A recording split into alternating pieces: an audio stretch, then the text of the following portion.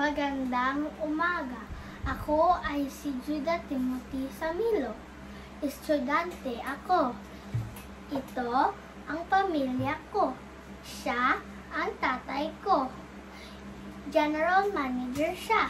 Siya ang nanay ko. Teacher siya. Ito ang sila ang mga kapatid ko. Ako ay 8 taong gulang. Ang kapatid ko na si Jatniel Titus ay 7-8 gulay. Ang kapatid ko na si Jatniel Titus ay 7 taong gulang. Ang kapatid ko na si Jazer Tyros, 3 taong gulang. Pinanganak ko ako sa Iloilo City. Nakatira ko sa Camp Godrocate, Barangay Santo Angel, San Miguel, Iloilo. Taga Iloilo ang pamilya ko. Kaya ko magsalita ng Hiligaynon. Sa Filipino, kwento mo ang nako, ang hula ng mata ko. Yes. Isang araw, merong bata na ngalan na si Trisha. Pagising niya, ang isa lang niyang mata bumukas. Ang isa hindi mabukas. At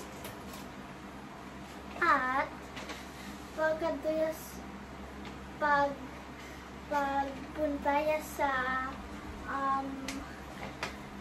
mirror, salamin,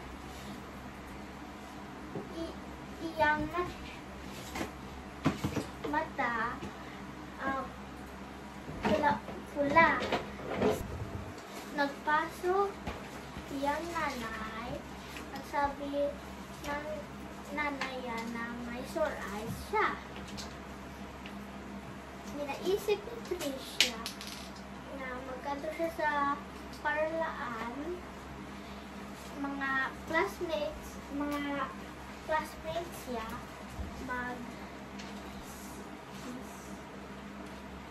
tatawa sa iya at bully siya. So nakita ni kuya niya Patrick, sabi niya na may sore eyes si Tricia.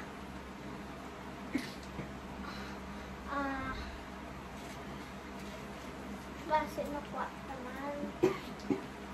And yung tatay niya, lolo at lola, pumasok sa room niya at sabi ni Lolo Bayani na butangin natin ng ihi. Sabi naman ng Lola ya na ipapatakin natin ng gatas ng mama. Sabi naman ni Tatay ya na hindi niyo tulukin si Trisha base na hawa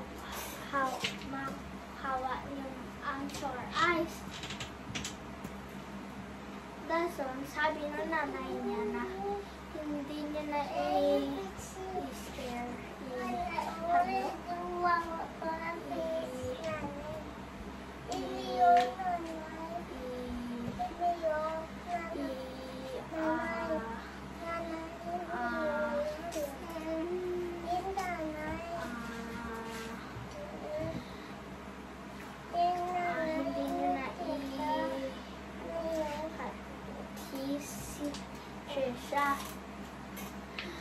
si Trisha naliligo at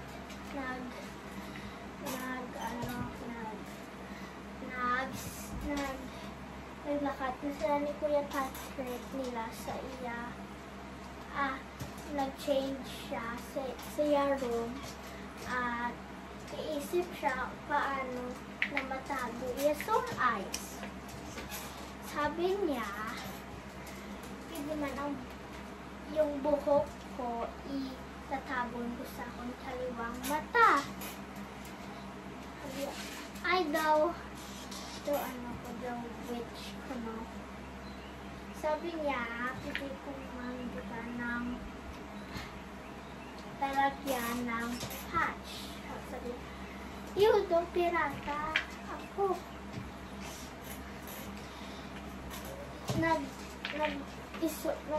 Isuot nila siya ng shades. Pagdato nila sa bus, pupunta nila sa bus, sabi ni Kuya, pwede pa tagbirad ni Santiago. At, ginapanan think niya na yung classmates mag-think na aga shade siya na umulan. Pagkatapos klase, sabi ng teacher niya na umuwi ka na Trisha kag mapanghina. Ang iba na classmates niya, nakita nila nga, sabi sa isa, may sore eyes ang bata niyan. Dason, isang umuwi na siya, sa kwento ya sa iyang mama. At sabi sa iyang mama, ang mikrobyo na sa iyong mata kung tanagon mo kag hawakan mo yung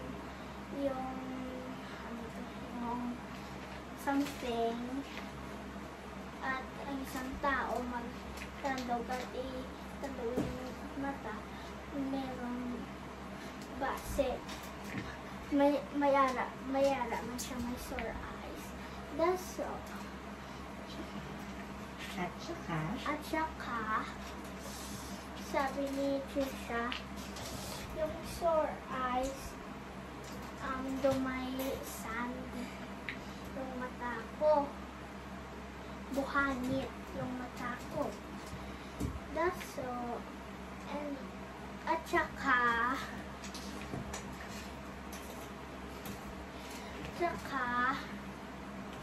sabi ni Kuya Patrick, Trisha, hindi mo ko tulukin.